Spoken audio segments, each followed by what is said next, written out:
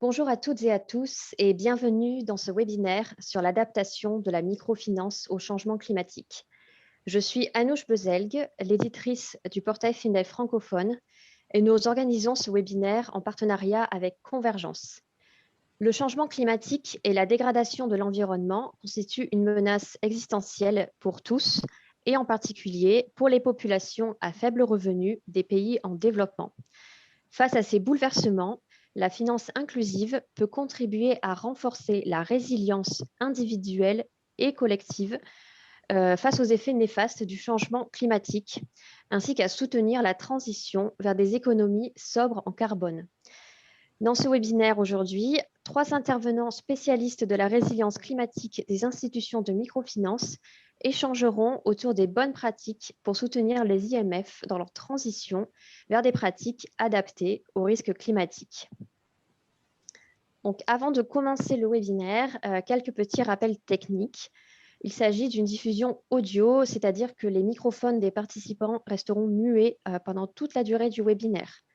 Si vous avez des questions pour nos panélistes, vous pouvez les poser à tout moment dans le chat en précisant bien à qui vous souhaitez l'adresser et nous répondrons aux questions à la fin des présentations lors de la session de questions-réponses. Pour être sûr qu'on voit bien votre question, sélectionnez dans le menu déroulant All Participants and Attendees au moment d'envoyer votre question. Et enfin, nous vous enverrons l'enregistrement du webinaire ainsi que la présentation PDF d'ici 48 heures après la fin du webinaire. Donc, avec nous aujourd'hui, j'ai le plaisir d'accueillir Laurent Chéreau, qui est responsable communication pour la société d'investissement solidaire Sidi, Mathieu Merceret, directeur France d'Oiko Crédit, et Kéredine Kaya, responsable de la stratégie agricole et environnementale pour l'IMF tunisienne Enda Tamvil.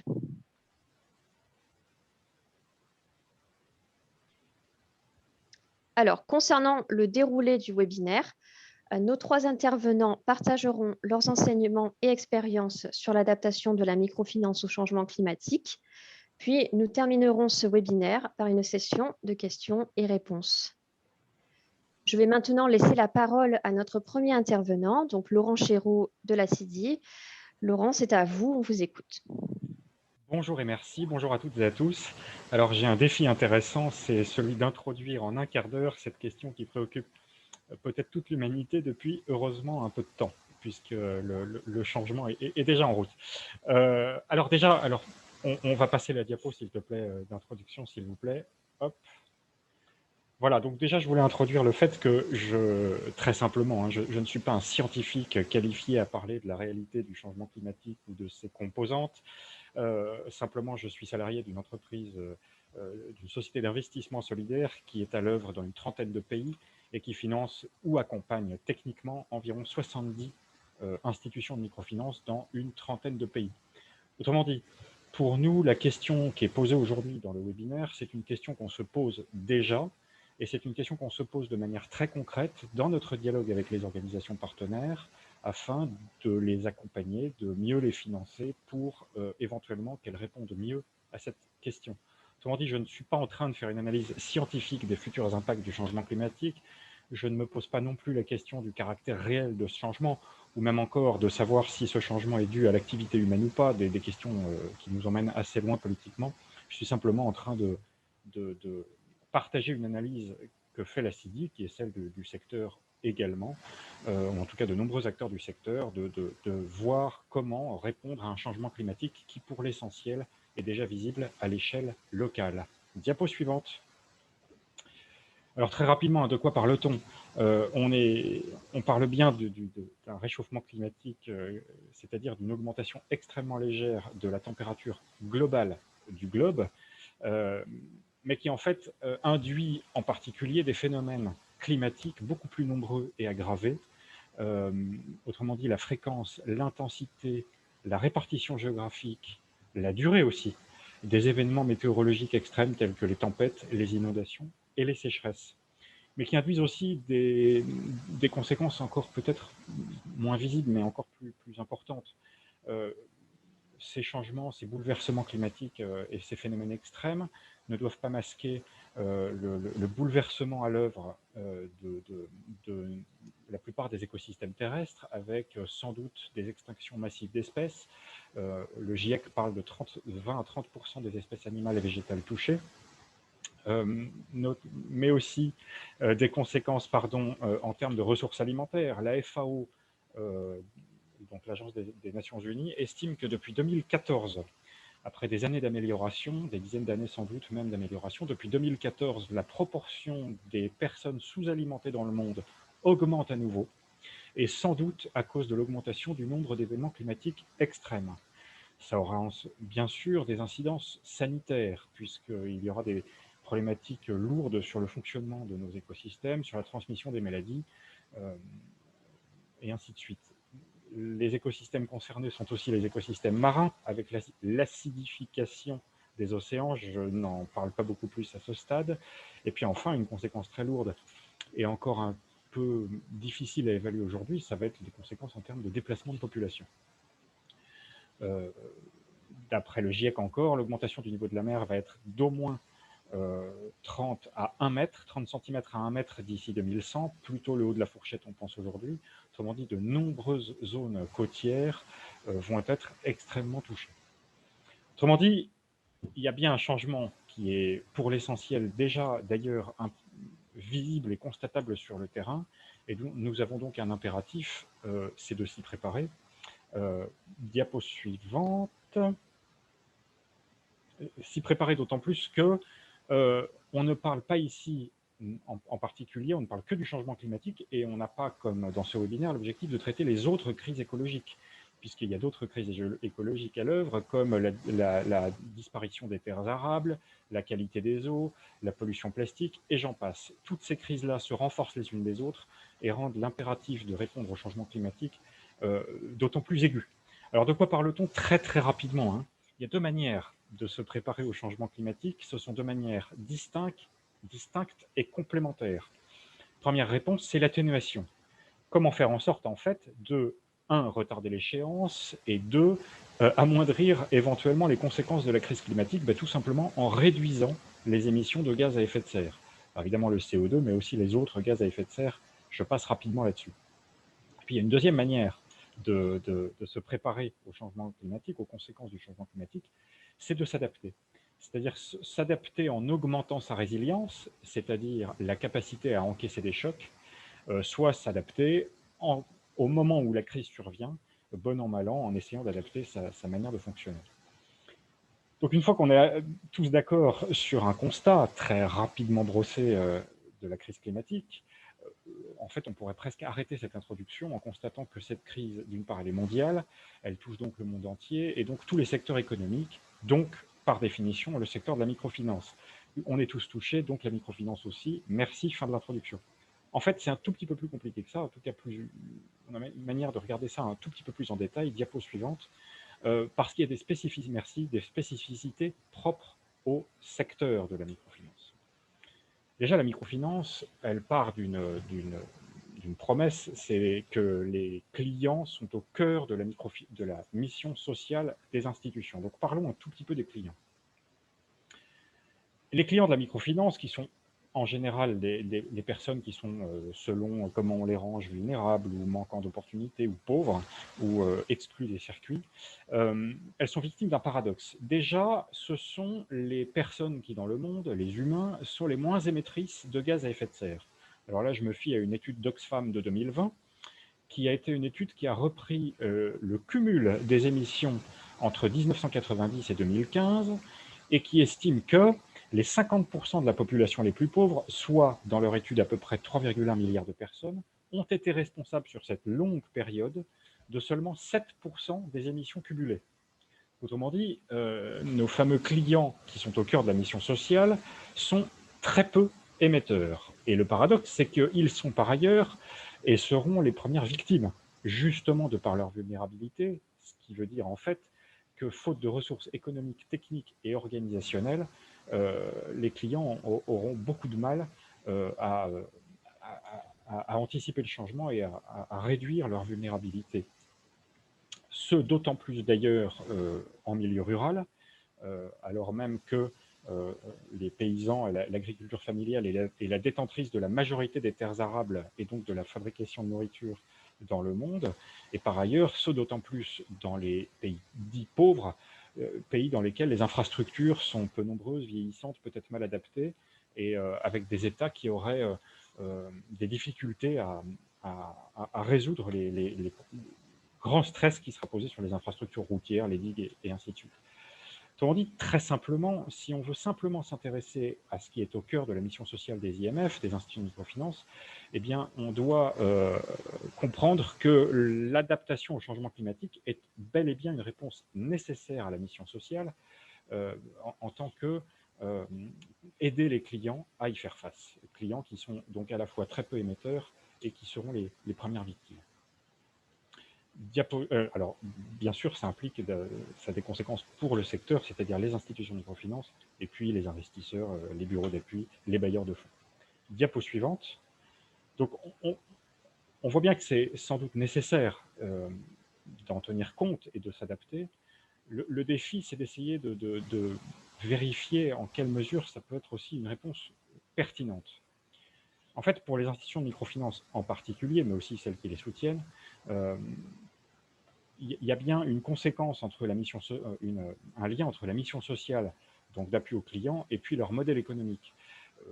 Il est bien évident que si la vulnérabilité des clients face au changement climatique induit par exemple des défauts de remboursement, des problèmes de portefeuille risque augmentent, leur modèle économique va être perturbé. Il y a également une réponse qui consiste à dire que ça peut en fait être une opportunité. Alors pour ça, il faut détailler un tout petit peu le niveau de réponse. Et là, je vais y passer 10 secondes puisque mes successeurs vont le faire mieux que moi. Historiquement, la première grande réponse du secteur de la microfinance, c'est la réponse qui est dite active. C'est-à-dire, quelle est mon influence sur l'écosystème et comment je peux réduire les émissions. C'est une réponse qui peut être simple avec, par exemple, la mise en œuvre de listes d'exclusion. Je ne financerai pas du charbon de bois, par exemple. Mais on voit que d'une part, les pauvres ont un impact très faible sur les émissions, et d'autre part, on voit que les pauvres, nos fameux clients, seront les premiers touchés. Donc le défi n'est pas simplement de répondre par cette réponse dite active, mais d'avoir une réponse qui est dite passive, c'est-à-dire comment cette fois-ci, non pas j'influence l'écosystème, mais comment l'écosystème m'influence-t-il? Influence-t-il mes clients? Influence-t-il mon métier? Répondre à cette question, ça implique en fait de gérer le risque. Et gérer le risque, ça veut dire, 1, le connaître, le reconnaître et le comprendre, pardon. 2, le réduire à un niveau acceptable. Et 3, disposer de procédures pour gérer ce fameux risque résiduel.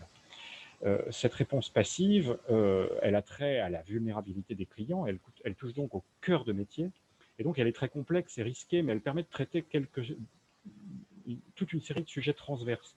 La productivité, la production d'énergie, la question de la santé, la question des impacts économiques et sociaux, le financement d'activités écologiques, la question des semences, la diversification de produits, et j'en passe.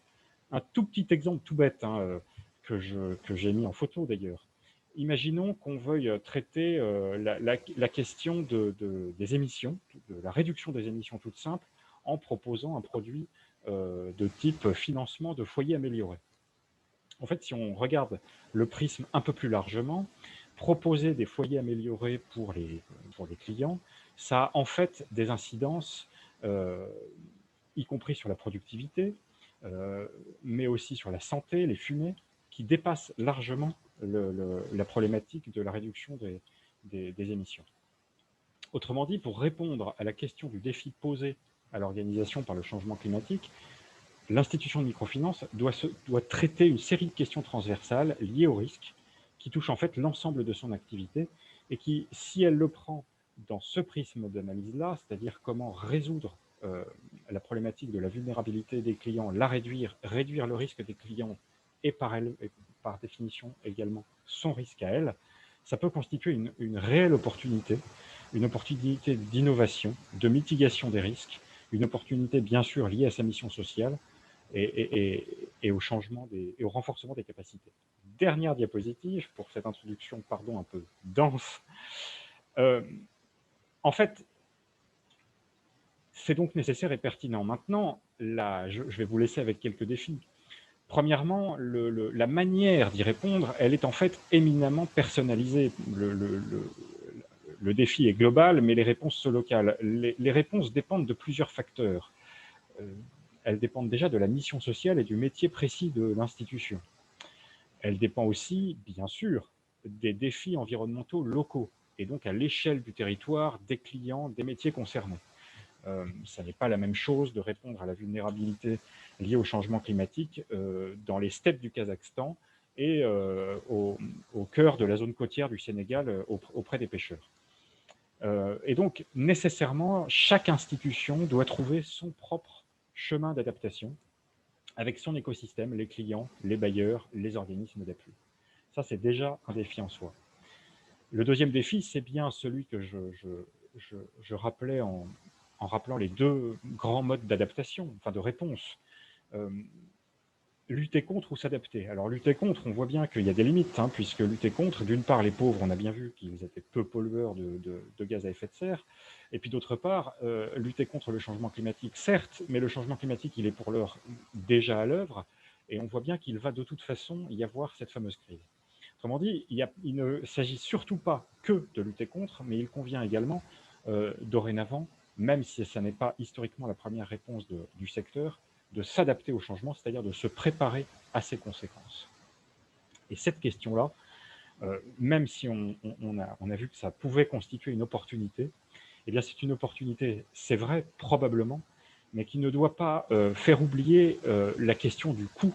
À quel coût l'institution peut-elle correctement prétendre répondre à ce grand défi, et en particulier la question du coût qui est pour partie liée à la question de la conduite du changement.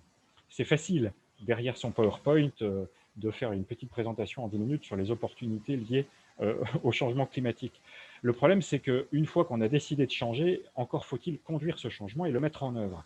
Ça a une implication très lourde, bien sûr, sur les clients, puisqu'il va falloir sans doute les accompagner, peut-être par des formations, peut-être par des appuis, peut-être par une diversification de produits. Donc déjà, auprès d'eux, trouver les mécanismes qui vont induire la conduite du changement. Mais très simplement, il va falloir aussi emmener toute l'équipe de l'institution de microfinance dans ce défi. Et ça aussi, c'est un solide défi posé aux organisations en tant que donner les ressources nécessaires, les ressources techniques, les ressources de produits, d'adaptation aux équipes pour qu'elles puissent induire ce changement par elles-mêmes. Donc, une opportunité, c'est vrai. Sans doute que le chemin sera encore long pour que chaque institution puisse trouver sa propre réponse locale à ce grand problème global. Je crois que je finis dans les temps. Je vous remercie.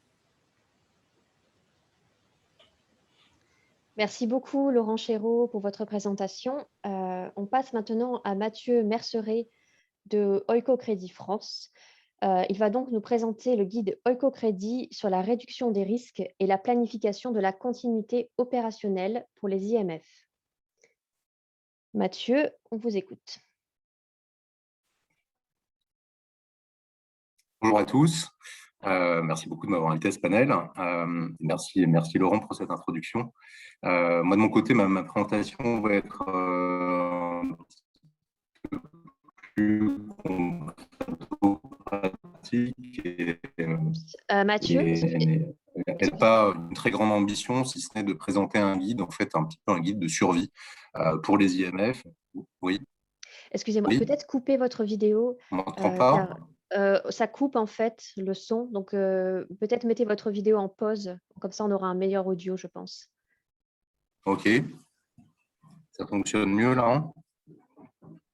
Alors, allez-y, continuez votre présentation. Je pense que sans la vidéo, ce sera peut-être mieux. D'accord. Donc, en fait, Oiko Crédit s'est penché sur le sujet que Laurent a introduit, mais sous une focale plus concréto-pratique. Donc, là, le guide en fait, que je vais vous présenter, c'est un petit peu un manuel de survie pour préparer les institutions de microfinance à faire face aux dérèglements climatiques qui les touchent. Donc, en fait, Oiko Crédit a commencé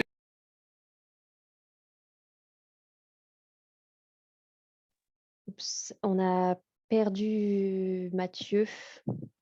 Donc, peut-être en attendant qu'il se reconnecte, on peut peut-être passer à la présentation de Keredine Kaya, si vous êtes prêt, Keredine.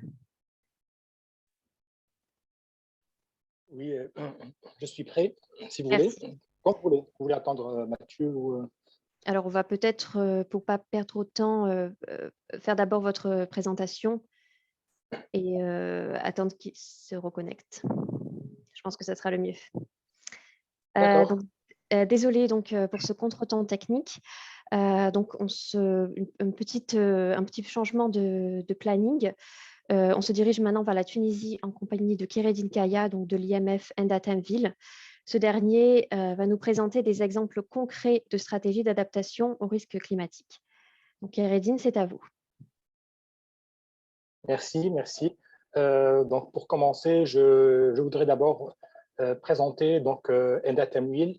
Il s'agit donc d'une institution de microfinance, une IMF basée en Tunisie, qui a commencé à exercer depuis les années 90. Enda, qui dit Enda, c'est 30 années d'expérience, de travail persévérant pour l'inclusion financière des personnes exclues du système bancaire classique, des pauvres. Au bout de ces années de travail, Enda a pu offrir ses services à peu près 1 million de Tunisiens, avec un montant cumulé de 2 milliards de US dollars. Enda offre des services multiples. On trouve le microcrédit, la microassurance, les services digitaux. Parmi ses atouts, c'est une bonne proximité auprès de ses clients à travers son réseau d'agences et de guichets mobiles, sa qualité de service et l'écoute de ses clients. Enda est certifié de la Smart Campaign. S'il vous plaît, on peut passer à la slide suivante. Donc ça, c'est la première relative à Enda. J'aimerais ajouter aussi que dans notre stratégie, on cible essentiellement les femmes, les ruraux, les agriculteurs, mais également les jeunes. On passe, s'il vous plaît, à la slide suivante. En tant qu'IMF qui opère dans un pays de l'hémisphère sud, notre client subit de manière générale les conséquences liées au changement climatique, comme par exemple la variabilité temporelle et géographique de la pluviométrie dans un pays qui a déjà un climat aride, ce qui remet en question la pérennité des projets de certains de nos clients, ce qui est déjà un enjeu majeur. Sur ce point, les interactions entre changement climatique, pauvreté ou vulnérabilité des clients et le secteur de la microfinance sont certaines et indéniables. Évidemment, en tant qu'IMF qui contribue au développement socio-économique d'un pays comme la Tunisie, l'IMF Enda ne peut rester indifférente. S'il vous plaît, on passe à la slide suivante. Parmi les principales menaces liées au changement climatique, on trouve essentiellement un déficit du bilan hydrique dû en partie à la variabilité du régime pluvial, mais aussi un déficit du bilan énergétique.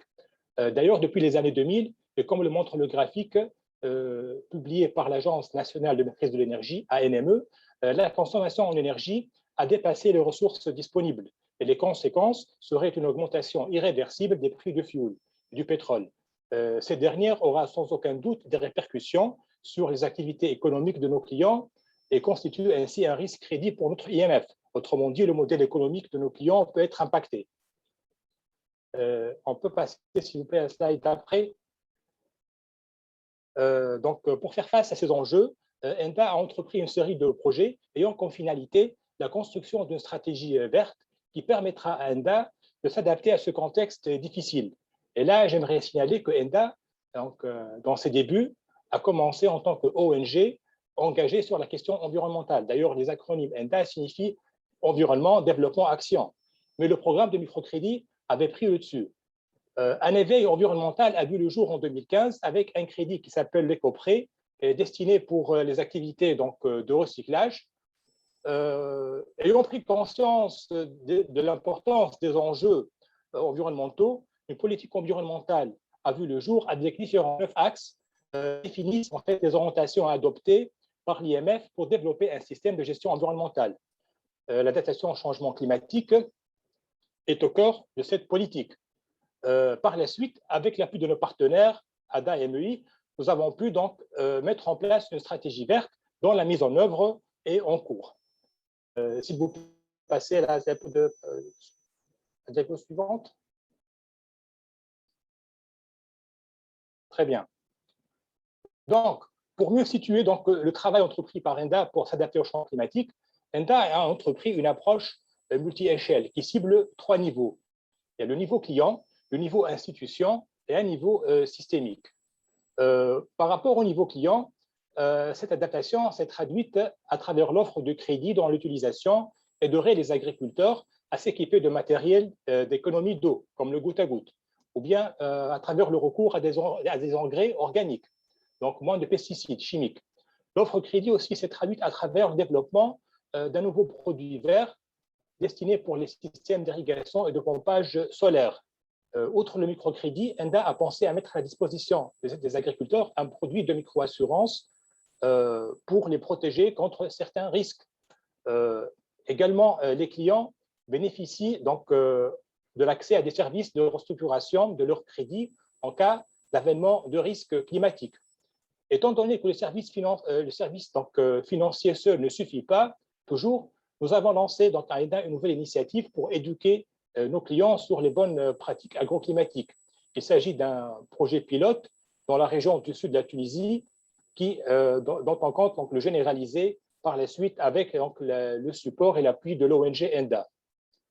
Enfin, un nouveau projet innovant est en train d'être développé à ENDA, un projet donc, qui consiste à mettre en place des micro-réseaux à la disponibilité des communautés rurales. Ces micro-réseaux en fait, permettent aux agriculteurs de produire donc, de l'énergie électrique via donc, des installations solaires. Et cette énergie, bien sûr, sera emmagasinée dans des batteries qui peuvent par la suite réutiliser, pas seulement pour l'irrigation, mais également pour l'éclairage ou tout autre donc, usage.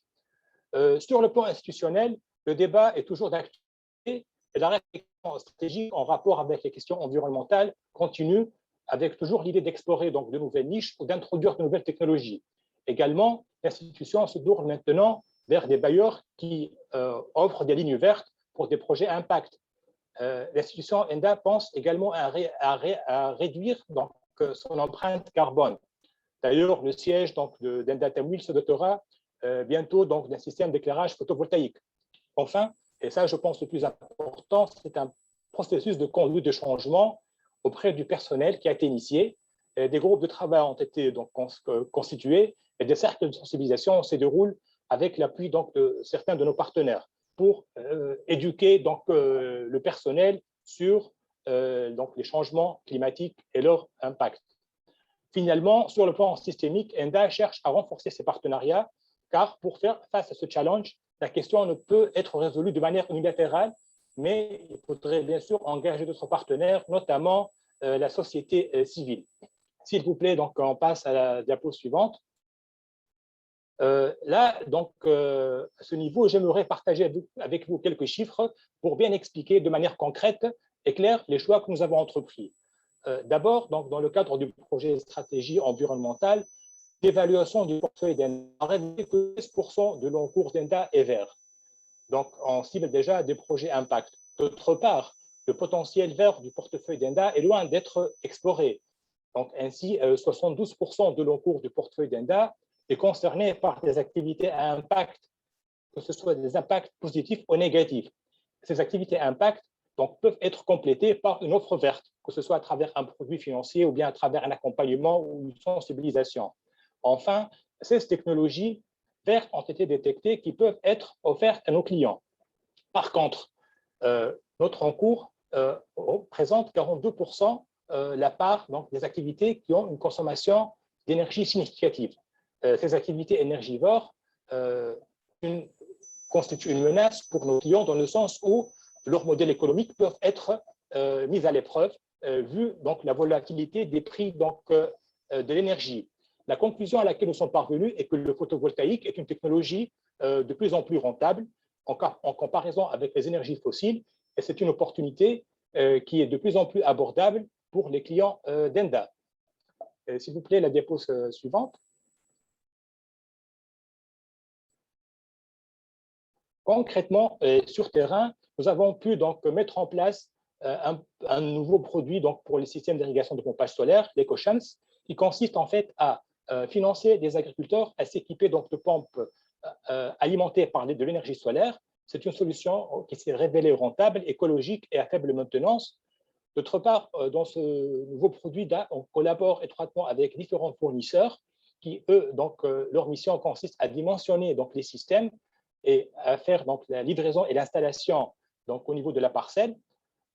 Également, il assure donc, tout un service d'après-vente et les prix, bien sûr, sont bonifiés dans le cas où il s'agit donc, de fournisseurs partenaires avec ENDA.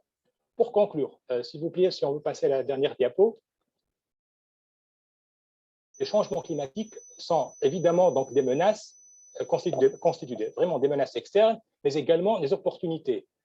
Ces opportunités résident dans le fait que ça peut permettre donc, à l'institution de renforcer donc, sa stratégie de responsabilité sociale et environnementale, également de diversifier son offre financière, produits et services, de dynamiser et promouvoir la création d'emplois, d'instaurer une conduite de changement, et ça c'est le défi, donc le principal défi qu'on a vraiment pensé, également compétences internes du personnel, mitiger certains risques environnementaux auxquels les clients font face, et enfin, donc, renforcer le partenariat public et privé. Merci.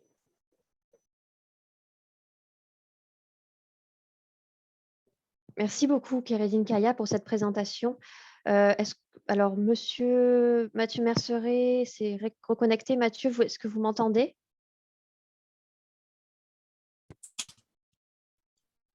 Mathieu? On ne vous entend pas.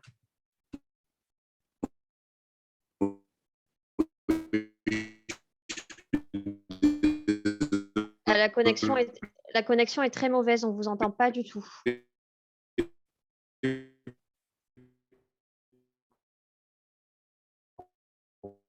La connexion est très, très mauvaise. Hein.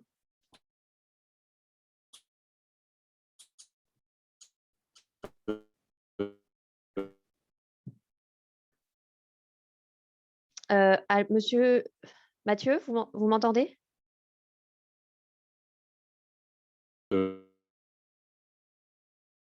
Bon, on a perdu Mathieu Merceret à nouveau. Pendant qu'il essaie de se reconnecter, on va… Alors, je vous demande juste une petite minute de patience. Je vois qu'il se reconnecte. Peut-être qu'on va réussir à l'avoir à ce moment-là. Sinon, on passera en attendant à la session de Q&A et on reviendra plus tard à sa présentation.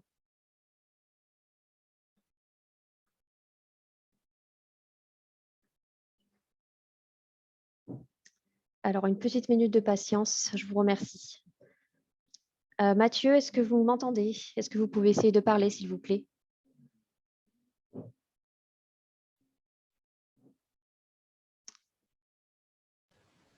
Mathieu? Oui, vous m'entendez? Mathieu, vous m'entendez? Vous pouvez parler, s'il vous plaît? Oui, on vous entend. C'est bon, on vous entend. Okay. Je suis vraiment désolé, alors, en fait. Bon, j'ai changé d'ordinateur, j'espère que ça va résoudre le problème. Parfait, là, on vous entend bien pour l'instant, donc on va pouvoir reprendre votre présentation. Merci à tous les participants pour votre flexibilité et votre patience. Mathieu, on vous écoute. Oui, je suis désolé, d'autant que l'ordre était sympa, de passer de l'introduction de Laurent à l'application pratique de ENDA. Donc, je vais essayer de rattraper le temps que je vous ai fait perdre. Pour aller rapidement, l'objectif de ce guide qui a été préparé par OICO depuis 5-6 ans maintenant, sur la base d'un premier pilote aux Philippines, a pour but en fait de produire des outils concréto-pratiques en fait, pour les institutions de microfinance qui font face à des aléas. Donc en fait, on a bien conscience de l'inéluctabilité en fait, du dérèglement climatique. L'objectif, ce n'est pas de le régler, mais au contraire d'y survivre. Slide suivante. Donc, juste deux éléments de contexte, donc cette slide et puis celle d'après ensuite. Le contexte d'intervention de OICO Crédit, pour ceux qui connaissent peu. Donc, OICO Crédit, c'est une coopérative financière qui qui intervient dans les pays du Sud avec une focale sur les populations pauvres. Donc, c'est les pays qui sont justement les plus touchés par ces aléas, les dérèglements climatiques, et les populations qui sont, comme l'a rappelé Laurent tout à l'heure, les moins bien outillées pour y faire face. Slide suivante. Les métiers d'intervention, donc c'est essentiellement l'inclusion financière pour les 3/4 de notre activité, dans laquelle on intègre également les financements des PME, l'agriculture, notamment à travers des chaînes de valeur et du commerce équitable, et les énergies renouvelables qui sont encore une petite partie de notre portefeuille et qui ont donc plutôt vocation justement à traiter le problème en amont, mais qui n'est pas le sujet d'aujourd'hui. Suivant. Donc là, on rentre dans le vif du sujet de ce guide. Donc, c'est un guide assez conséquent qui fait à peu près 80 ou 90 pages, qui déroule plutôt une méthodologie. Il est en accès libre sur Internet. On a souhaité le disséminer au plus grand nombre. Il est très facile à suivre. En fait, c'est vraiment une méthodo à faire en suivant les étapes, disons. Voilà, c'est vraiment quand même un petit manuel. Chez Oiko, lorsque nous le faisons avec nos partenaires, on le fait avec des trainings, etc. Donc, c'est quand même des formations assez lourdes. Ce qui est important, c'est vraiment d'adapter au contexte local, et l'essentiel du travail, en fait, se fait par l'IMF. Donc, l'objectif de cette méthode, c'est de leur donner un cadre et un accompagnement, mais l'adaptation doit se faire au contexte local. Les principaux objectifs de ce guide est donc d'éduquer en fait les institutions de microfinance partenaires aux principaux concepts et principes de préparation et de prévention, en partant déjà d'une première prise de conscience en fait des problèmes auxquels ils peuvent faire face et aux aléas auxquels ils peuvent faire face. On a souvent le cas en fait où les institutions de microfinance considèrent que c'est un sujet gouvernemental, par exemple. Donc, ce ne seront pas nécessairement concernés par le fait de mettre en place une politique et des mesures pour faire face aux aléas lorsqu'elles leur tombent dessus. Donc, le but de cette méthode, c'est vraiment en fait, de leur faire prendre conscience, de les aider à se préparer et de leur proposer des outils pratiques, notamment pour résumer, un plan de continuité du business et un plan de survie dans les situations d'urgence. Suivant. Donc, le schéma directeur que l'on voit là en anglais, mais que je vais vous résumer en français, on peut le comprendre en 5 grands pôles. Donc, le premier, en effet, comprendre à quel risque l'IMF ou ses bureaux ou ses agents ou ses clients, et en fonction de leur implantation géographique, sont exposés. Partir des catastrophes passées et en tirer des leçons, anticiper les menaces actuelles et à venir, pour mettre en place en fait une procédure et une routine qui, lorsque l'événement se produit, ne pose plus de questions. Il faut qu'elle soit suffisamment simple, qu'elle ne dépende de personne en particulier, qu'elle soit tout à fait automatisée. Le but premier étant que lorsque l'événement catastrophique se produit, le personnel de l'IMF et ses clients soient mis en sécurité, et ensuite de revenir à la normale des affaires le plus vite possible, parce que lorsque survient une catastrophe, un tsunami ou un typhon, etc., les populations vulnérables ont besoin en fait que l'IMF soit opérationnel le plus vite possible pour pouvoir les aider d'autant plus. Suivant. Donc là, je présente en fait globalement comment est structuré le guide. Donc, je ne vais pas rentrer dans le détail parce que c'est une formation qui est lourde, mais je vous engage à vraiment en prendre connaissance. Donc, on l'articule sur 12 étapes. Donc, je vais les détailler en 3 blocs. On ne va pas les descendre toutes. Donc, la première qui me paraît vraiment la plus importante, qui est d'identifier et d'évaluer en fait les aléas et les risques et l'impact d'une catastrophe naturelle. Donc, il s'agit en fait d'analyser toutes les données qui sont à la disposition de l'IMF. Donc, son environnement local, sa cartographie, la saisonnalité des événements climatiques qui peuvent se passer. Elle doit ensuite analyser en fait comment son organisation est structurée. Est-ce que ses fonctions sont suffisamment fortes et claires pour que lorsqu'il y a une urgence, ce ne soit pas en fait la déroute totale, mais que les fonctions soient très, très bien huilées et que les équipes s'organisent. L'IMF doit avoir conscience des ressources matérielles et financières dont elle dispose, elle doit être préparée à l'impact, et elle doit évidemment connaître absolument le profil de ses clients et leur localisation pour pouvoir les encadrer en cas de besoin et assumer en fait son rôle vis-à-vis de sa communauté locale. Ce qui veut dire qu'en fait, cette formation-là, sur cette partie-là d'identification des aléas, pour reprendre les mots de Laurent tout à l'heure, il ne s'agit pas du tout de réfléchir dans un bureau avec un ordinateur, il faut vraiment intégrer un maximum de gens, donc les agents de terrain, idéalement également les clients, pour vraiment faire une cartographie très concrèto-pratique de qu'est-ce qu'il se passe dans tel endroit lorsqu'il y a un tsunami, lorsqu'il y a une inondation, lorsqu'il y a un typhon. Évidemment, les premiers pilotes que nous avons développés aux Philippines étaient entre guillemets le bon cobaye, hein, parce que malheureusement, ils cumulent les aléas.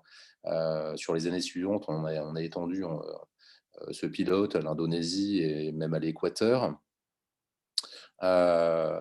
Donc, la focale, en fait, doit être sur les sinistres passés, les menaces actuelles. Il faut bien identifier les vulnérabilités, identifier les capacités pour y répondre.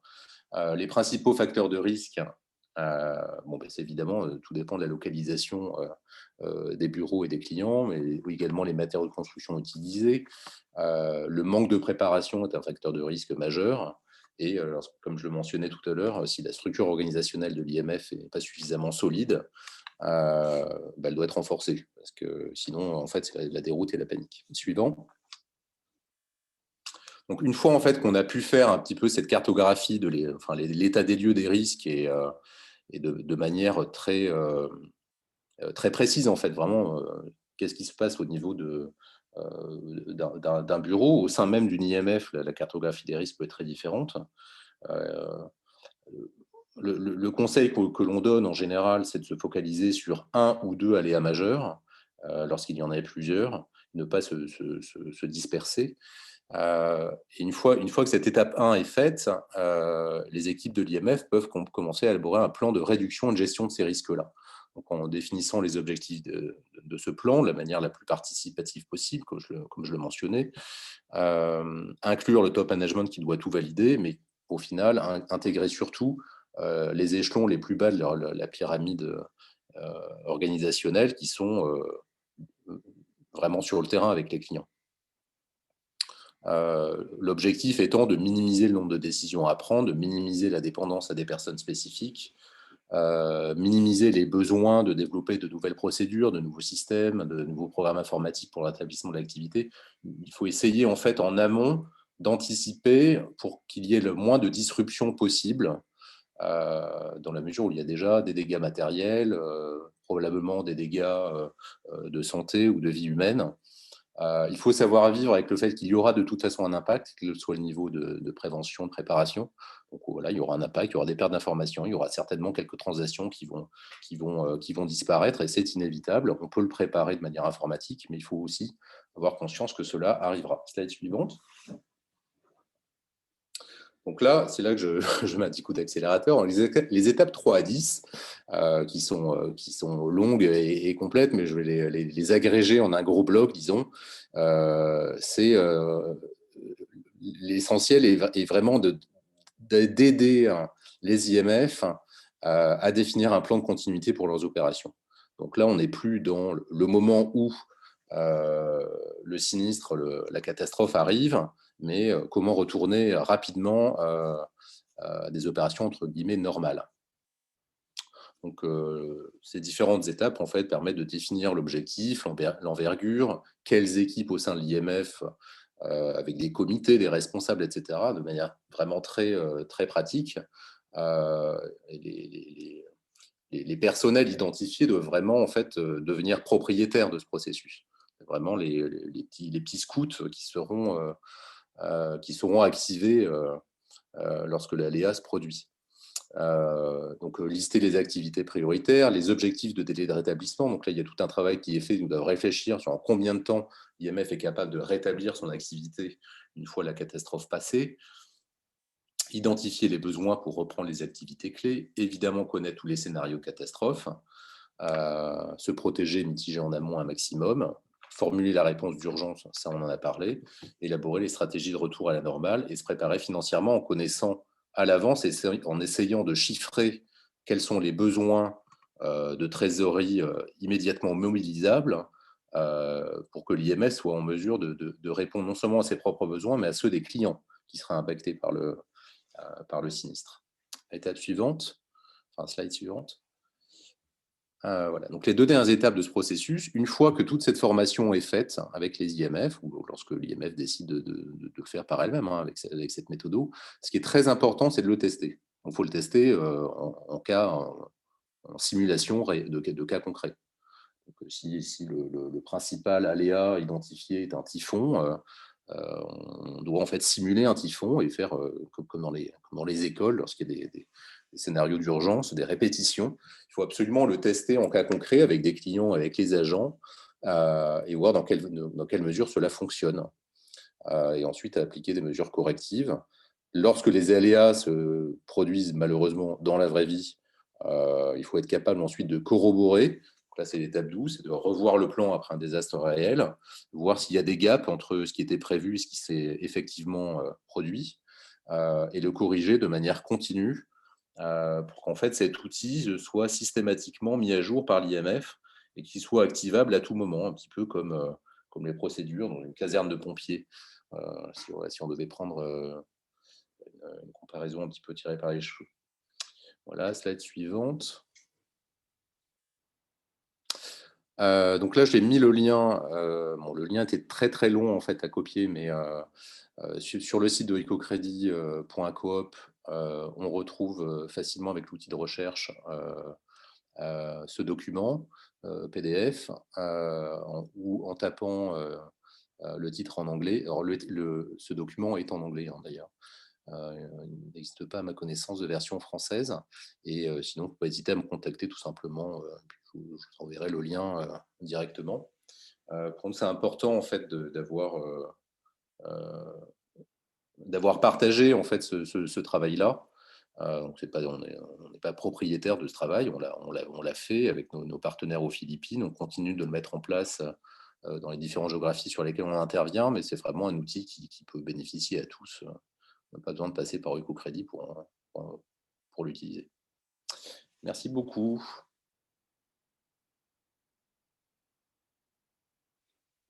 Merci beaucoup, Mathieu Merceret. Et on inclura un lien vers le guide dans la présentation PDF qu'on enverra à tous les participants et à tous les inscrits. Donc, on va maintenant passer à la session de questions-réponses. On a déjà reçu des questions, mais surtout, si vous avez des questions pour nos 3 panélistes, n'hésitez pas à les envoyer dans le chat et donc on les adressera aux personnes concernées. Donc, j'aimerais commencer avec une première question pour Kéredine Kaya, donc de Endatamville. Kéredine, quels sont les différents produits verts offerts par l'IMF? Donc, au jour d'aujourd'hui, ENDA offre 2 produits verts. Le premier produit vert, c'est un produit destiné pour la filière du recyclage de déchets, et donc il s'appelle l'EcoPrêt. C'est un produit donc offert depuis 2015. Il permet donc aux collecteurs de déchets dans les sites urbains, mais également à des micro-entreprises spécialisées dans le tri et dans le broyage, de valoriser les déchets urbains. Ça, c'est le premier produit. Le deuxième produit, c'est un produit pour des systèmes d'irrigation de pompage solaire. Il s'appelle l'EcoChams. C'est un produit qui a été lancé en décembre 2019 dans le sud de la Tunisie, dans les oasis. Et actuellement, il est en cours de généralisation. C'est un produit en fait qui conjugue à la fois donc une offre technique et une offre financière. Offre financière, c'est parce que c'est un crédit. Donc, qui est unifié par rapport aux autres produits. C'est une politique de l'IMF pour encourager donc, le financement vert. Mais également, il y a une offre technique dans le sens où on collabore étroitement avec des fournisseurs qui, eux, font tout le travail de dimensionnement pour faire les calculs, pour estimer donc, les puissances des pompes à mettre en place et bien sûr pour l'installation, la mise en marche et l'entretien donc, train maintenant de développer un troisième produit qui sera pour donc les micro-entrepreneurs urbains, notamment donc, les micro-entreprises de production et de services, et c'est en cours donc, de conception. Merci beaucoup, Kéredine. C'est en termes de produits financiers.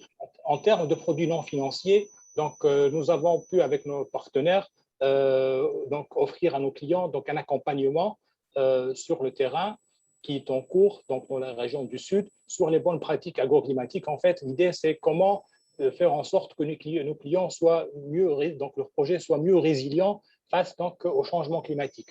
C'est un projet pilote. Donc, l'idée derrière, c'est de le généraliser donc, à l'ensemble des agriculteurs avec l'appui donc, de l'ONG ENDA. Merci beaucoup, Kéredine. J'ai une question maintenant pour Laurent Chéreau. Laurent, une question. Donc, en quoi l'adaptation au changement est une opportunité donc, pour le secteur de la microfinance et les IMF? Oui, alors c'est une très vaste question. Hein. Mon propos ne sera sûrement pas de décliner quelles sont les conditions d'atteinte de l'opportunité. Hein. Et peut-être que mon propos n'était pas clair et j'espère que les réponses de Mathieu et Kéredine auront un peu éclairé le propos. Ceci étant dit, l'idée, c'est qu'il y a une question, celle du changement climatique, et que face à cette question, il y a un chemin d'amélioration. Autrement dit, face au défi du changement climatique, dans certaines conditions, les institutions de microfinance peuvent en faire en fait une opportunité de faire mieux. Et peuvent en faire une opportunité de faire mieux, j'allais dire, si et seulement si on part du risque, c'est-à-dire quelles sont les conséquences locales du changement climatique sur les clients. Ça implique, pour le dire comme ça, de disposer d'un thermomètre adapté à la question. Donc de mieux mesurer, de mieux qualifier les risques pour avoir une analyse qui est adaptée aux enjeux. Et une fois qu'on a très proprement, je pense, qualifié ce risque, l'objectif, c'est de trouver ce qui va permettre de réduire la vulnérabilité des clients face à ces risques. Et donc, en fait, si je le dis autrement, réduire la vulnérabilité des clients face à ce risque, ou de l'IMF d'ailleurs, c'est bien une opportunité de faire mieux en termes de diversification et d'adaptation des produits, en termes de formation, voire plus simplement de conscientisation des clients, en termes d'innovation, par exemple, pour ce qui a trait à l'énergie, pour ce qui a trait aux semences, pour ce qui a trait à la microassurance, etc. En fait, je fais évidemment l'hypothèse, qui n'est pas simple, c'est que si les clients des institutions de microfinance sont mieux servis, avec des produits plus adaptés, répondant mieux à leurs enjeux, en fait, j'ai des clients qui sont plus efficaces, qui vont faire une utilisation plus rationnelle et plus efficace, elle aussi, des produits, biens et services que je leur propose, services financiers et non financiers que je leur propose. Et donc, je vais avoir à la fois une amélioration de ma performance économique et sociale. Évidemment, c'est facile de le dire comme ça, derrière mon écran, c'est sûrement moins facile à faire IMF par IMF, enfin, contexte par contexte. Il y avait une question liée, je me permets d'y répondre un peu, puisqu'effectivement, il y avait une question que j'ai vue apparaître dans le truc sur les coûts, le problème du coût de cette adaptation. Alors effectivement, dire que ça peut constituer une opportunité, c'est une manière de traiter la question du coût, mais il y a quand même effectivement cette question que je pose sans la résoudre complètement. C'est bien qu'il y a un problème inévitable à long terme, on pourrait même dire moyen terme, c'est le changement climatique, qui peut certes être une opportunité de faire mieux, mais qui est d'abord un coût à court terme. Alors effectivement, c'est un solide défi. Merci Laurent pour votre réponse. J'ai maintenant une question pour Mathieu Merceret. Quelle peut être la périodicité des tests du plan de continuité?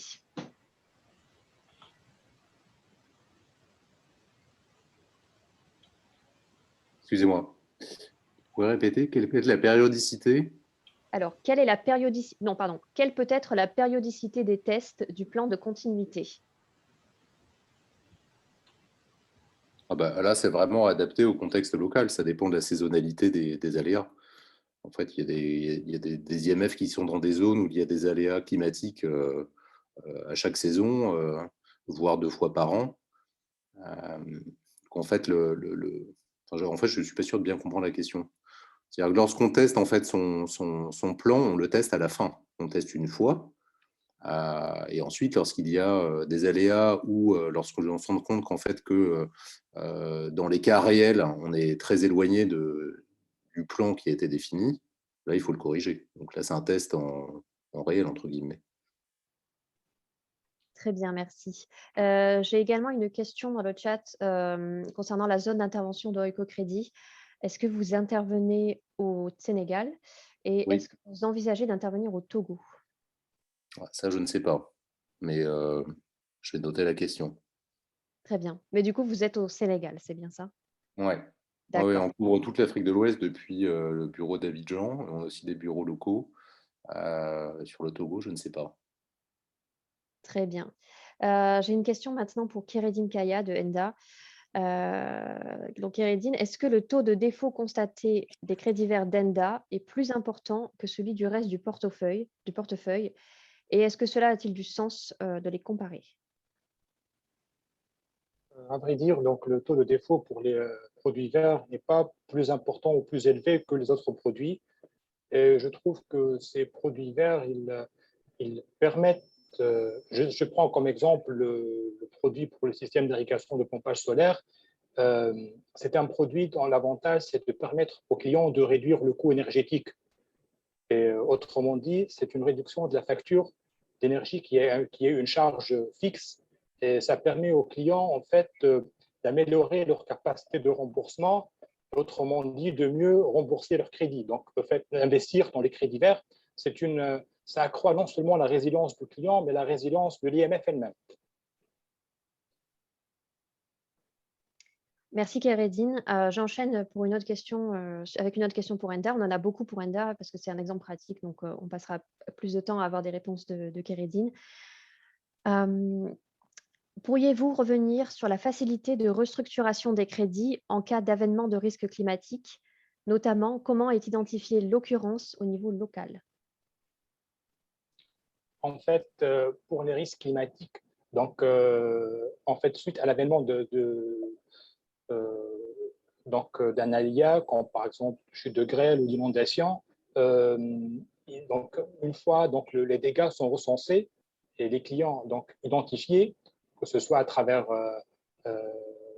des demandes spontanées qui nous parviennent ou bien à travers donc, un diagnostic terrain, donc les clients qui nécessitent une restructuration, un refinancement ou un décalage, leurs dossiers seront traités pour en fait leur permettre de rebondir une deuxième fois et de dépasser la crise. Ça, c'est en termes donc, de restructuration. Pour la microassurance, j'ai cité la microassurance, en fait, on dispose de la microassurance vie pour les clients. Donc, pour la microassurance agricole, c'est un produit qui a été conçu, qui permettra bien sûr de protéger les clients. Ce n'est pas une microassurance pour le crédit, mais pour le projet. C'est ça la différence. Et sera donc lancé au cours de l'année 2021. Très bien, merci. J'ai une question pour Laurent Chéreau. Est-ce que donc, la CIDI intervient en Afrique et si oui, dans quel pays plus spécifiquement? Alors la CIDI intervient en Afrique, j'allais même dire c'est la zone d'intervention prioritaire de la CIDI depuis quelques années, pas forcément par idéologie, mais tout simplement parce que la CIDI, on souhaite d'abord financer les institutions de microfinance là où elle est peu ou pas assez développée, en tout cas en termes de réponse à une clientèle potentielle. Et c'est en général encore beaucoup en Afrique et notamment dans les milieux ruraux que c'est le cas. Je précise au passage que la CIDI, c'est un petit peu plus que la seule CIDI, puisque nous avons participé à la création d'un fonds d'investissement en microfinance qui s'appelle FEFISOL, qui est en cours de clôture, mais dont un FEFISOL 2 va bientôt prendre la suite. Et nous sommes aussi la maison mère d'un fonds d'investissement pour la microfinance qui est logé en Ouganda et qui intervient en Afrique de l'Est. Autrement dit, CIDI, FEFISOL et Soluti, à trois, on a vocation à couvrir à peu près tous les pays d'Afrique. Je dis bien tous les pays d'Afrique. Maghreb et Afrique subsaharienne. Donc on a vocation à être présent partout. Si vous voulez des réponses un tout petit peu plus précises, sur des zones d'intervention ou des projets. Et je vous invite à vous rendre sur notre site, www.cidi.fr, et puis à rentrer en contact direct avec nous, ou bien par le biais de mon email, qui je crois va être partagé ou est déjà partagé. Aucun problème pour cela. Merci beaucoup. J'ai une question maintenant pour Mathieu Merceret. Est-ce qu'il existe une formation liée au guide pratique donc pour les IMF? Et si oui, quelles sont les modalités pour y accéder? Merci. En fait, non, cette formation, nous la dispensons à nos partenaires en fonction de, enfin, avec notre équipe de capacity building. Mais les équipes d'OICO ne fonctionnent pas comme des consultants qui vont aller dispenser cette formation. En revanche, je pense être capable de faire le lien avec nos équipes dans la task force performance sociale, qui, elle, peut avoir des consultants. Après, ça dépend des géographies, mais OICO, en tout cas, ne fonctionne pas comme un cabinet de conseil qui viendrait faire des formations à la demande. Très bien, j'enchaîne avec une autre. Entre-temps, j'ai trouvé la réponse pour la question sur le Togo. Donc oui, nous avons des opérations au Togo, notamment avec Coris et Ecobank. Très bien, merci. On est déjà au Togo et au Sénégal aussi. Parfait, merci pour la précision. J'en profite pour enchaîner avec une autre question sur le guide. Est-ce qu'il existe une mesure d'impact du guide et comment ces différentes étapes s'adaptent aux divers contextes socioculturels dans lesquels les IMF formés évoluent? Oui, il y a en effet une mesure d'impact pour chacune des IMF qui a été formée à cette méthodologie. Alors, ça n'a pas produit un rapport d'impact que l'on publie, hein, mais en tout cas, l'impact sur chacune des IMF est suivi. Aujourd'hui, il y a une quinzaine d'IMF en fait, qui ont mis cela en place. Et on continue de travailler avec eux. Très bien, merci. J'ai une question pour Kheireddine Kaya. En termes de réduction d'empreinte carbone de ENDA, qu'est-ce qui se fait au niveau de l'IMF? ENDA a-t-il une politique environnementale? Et si oui, quels sont les grands axes de cette politique? Donc, ENDA, elle dispose d'une politique environnementale.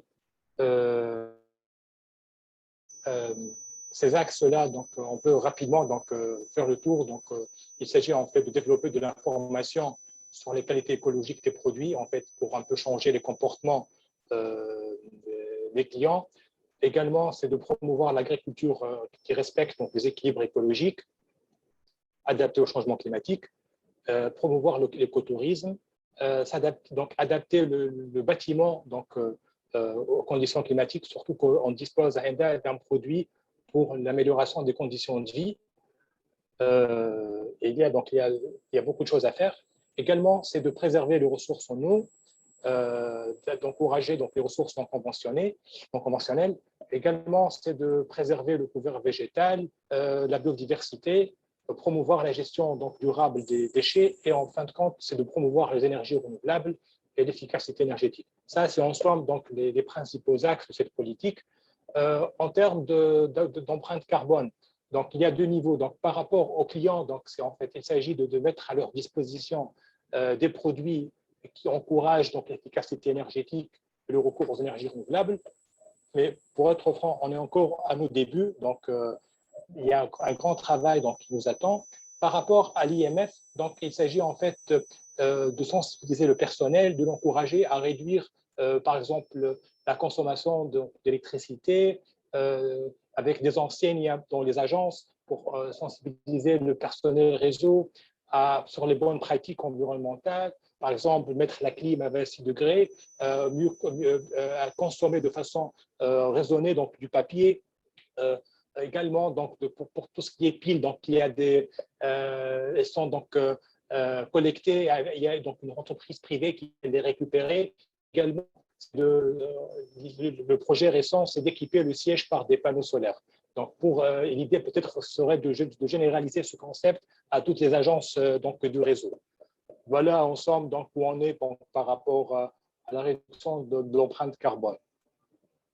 Mais j'aimerais rajouter un point, c'est que il y a encore du travail à faire au niveau du système d'information en termes d'indicateurs pour pouvoir évaluer donc, à temps réel l'empreinte carbone d'ENDA liée donc, à la stratégie d'entreprise en termes de performance donc, sociale et environnementale. Merci beaucoup, Kéredine. J'ai une question maintenant transversale donc, qui a été adressée à tous les panélistes. Quelle stratégie conseillez-vous aux IMF encore très fragiles pour faire face au changement climatique?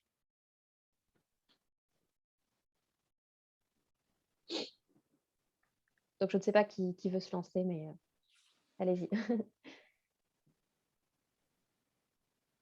Moi, je veux bien me lancer, mais la question est vaste.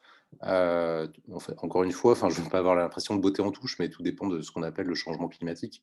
Par exemple, on a une discussion qu'on avait avec Laurent lors de la préparation de ce webinaire qui était sur les inondations dans le Sahel. On peut s'attendre à ce que le Sahel, il y ait un problème d'eau, ben oui, sauf que ce n'est pas forcément celui qu'on anticipait. Donc, on ne peut pas donner comme ça un conseil. Enfin, la vulnérabilité, pour moi, elle vient à la fois d'une faiblesse de l'organisation et du management de l'IMF. Donc ça, il faut vraiment qu'elle soit préparée, qu'elle connaisse les aléas climatiques auxquels elle peut être confrontée, auxquels ses clients peuvent être confrontés, dans quelle mesure elle peut accompagner ses clients, préparer ses agents, se préparer au maximum. Ne changera pas le dérèglement climatique. Elle doit l'anticiper, l'appréhender, et se préparer à faire le dos rond pour avoir le moins de dégâts possibles. Donc après, et elles doivent connaître leur vulnérabilité. C'est-à-dire une fois qu'on dit qu'elles sont vulnérables, oui, mais de quelle manière?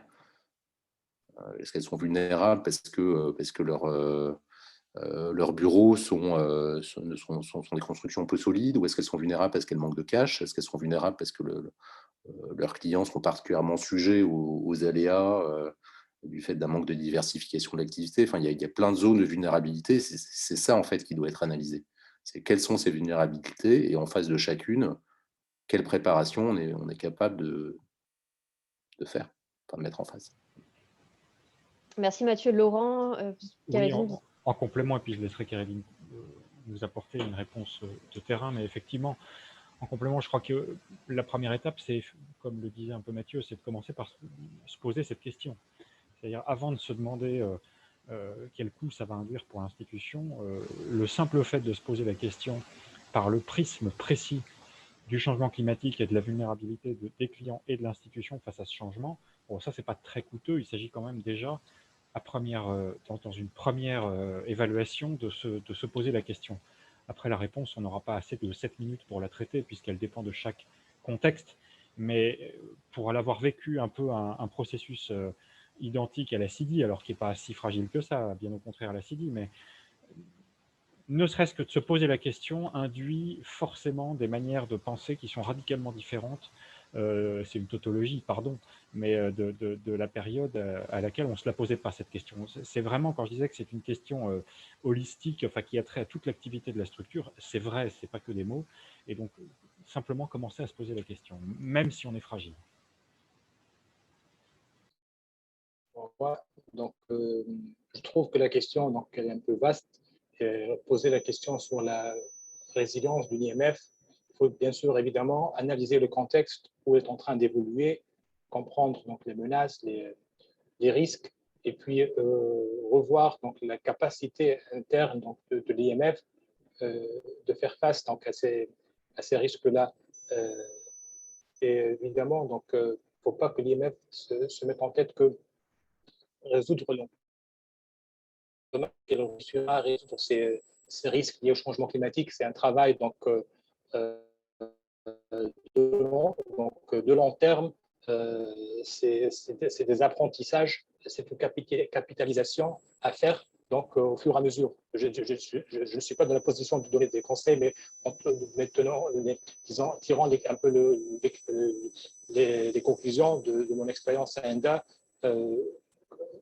qui d'ailleurs comme en environnement, mais il y a eu un certain moment où elle s'est concentrée plutôt sur la donc elle a mis comme objectif de réussir en fait sa mission financière et sociale, et petit à petit par la suite, après disons, tant d'années pour gagner de la maturité, elle a commencé donc à réfléchir sur ces questions-là et elle a fait de telle sorte qu'elles soient vraiment des questions donc, de première priorité.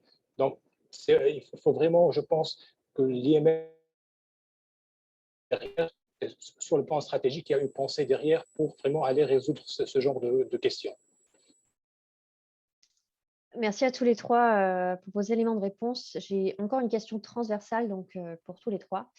Quelle est la place de la digitalisation dans l'adaptation au changement climatique des IMF?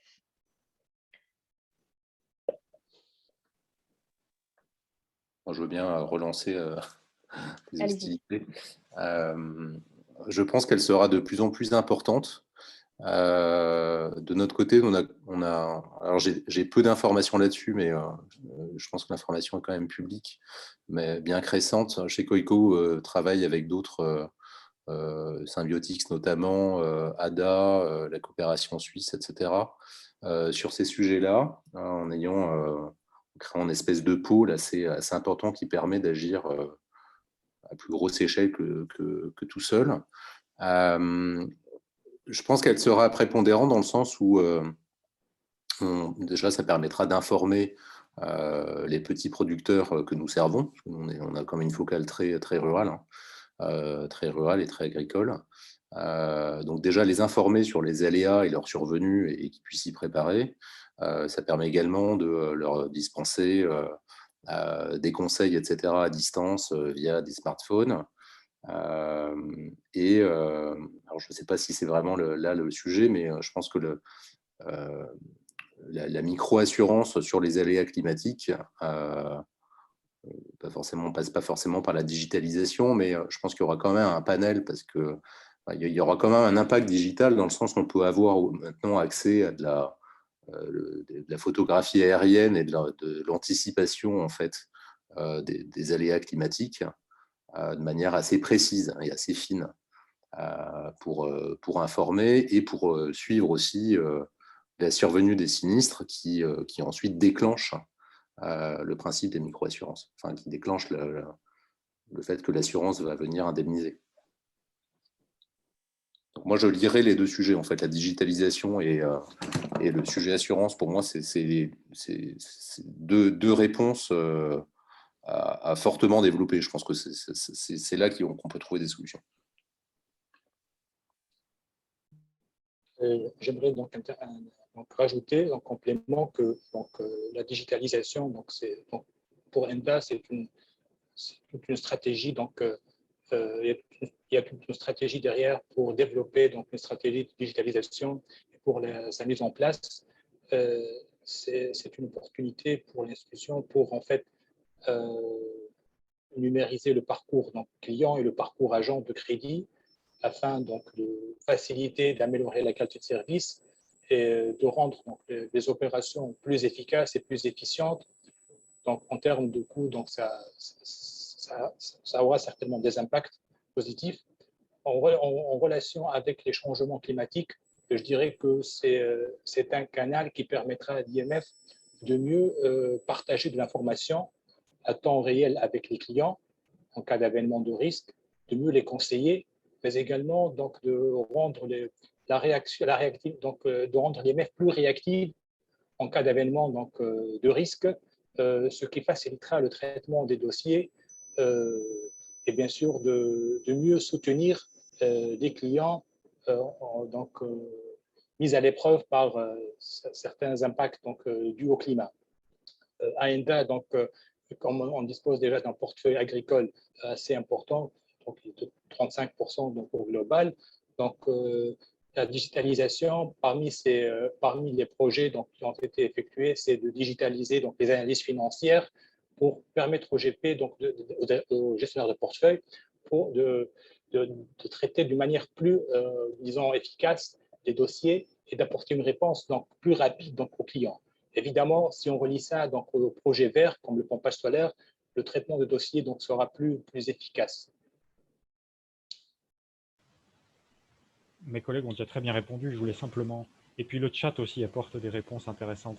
Je voulais simplement élargir la question en une phrase, de la digitalisation à la technologie. En fait, je crois que la réponse technologique est une réponse intéressante face au défi du changement climatique. Je voulais simplement souligner que la technologie, ça doit être un moyen avant tout, plutôt qu'une fin en soi, bien sûr. C'est-à-dire, il ne faut pas se tromper d'objectif. Le défi, il est climatique et il a énormément d'atterrissage de terrain. La réponse ne peut pas être technologique. La réponse, elle est de tous ordres, mais elle n'est pas technologique. En revanche, la technologie, c'est bel et bien un moyen d'atteindre les réponses nombreuses aux défis du changement. Il ne faut pas se tromper de prisme. Merci Laurent et merci à tous les trois pour vos éléments de réponse. Donc, on arrive bientôt à l'heure de fin. On va juste terminer avec une dernière question pour Keredine Kaya. Donc, malheureusement, on n'aura pas le temps de répondre à toutes les questions, mais c'est génial que vous ayez été aussi participatif. Donc, Keredine, quels produits de micro-assurance agricole et autres sont offerts? Est-ce que c'est des produits d'assurance indicielle? Qui sont les assureurs? Et qu'est-ce que vous proposez à vos clients? D'accord. Donc, pour le produit de microassurance agricole, tel qu'il a été conçu, c'est un produit qui permet aux clients souscrits en cas d'avènement de risque des dédommagements. En fait, c'est un produit qui offre une multitude de services en cas, par exemple, de risque de mortalité de bétail, en cas d'incendie, de risque de grêle.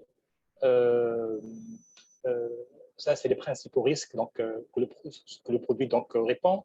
On travaille avec, d'après la loi tunisienne, jusqu'à hier, parce qu'il y a eu un récent, une IMF en Tunisie doit absolument opérer avec une société d'assurance pour servir des clients.